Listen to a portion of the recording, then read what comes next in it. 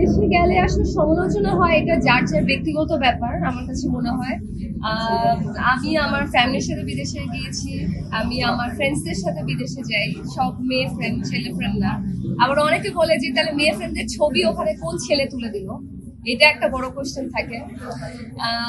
ওখানে আসলে ওয়েটারও থাকে। আমরা কোনো হোটেলে গিয়ে ছবি তুলবো বা কোনো রেস্টুরেন্টে গিয়ে ছবি তুলবো, ওখানে আসলে বড় বড় রেস্টুরেন্ট গুলোতে আসলে ফটোগ্রাফার থাকে বা ওয়েটার গুলো আসলে এত ভালো ফটোগ্রাফার। আমার নিজের অনেক সুন্দর সুন্দর ছবি আমি ইনস্টাগ্রামে আপলোড দিই, ওখানে ওয়েটাররা তুলে দেয়, ওরা লাইট নিয়ে সুন্দর করে দাঁড়িয়ে ছবি তুলে দেয়। তো এটা ভুল ধারণা। আমি ইনস্টাগ্রাম পার্সন, আমার ইনস্টাগ্রাম সবসময় ভালো লাগে।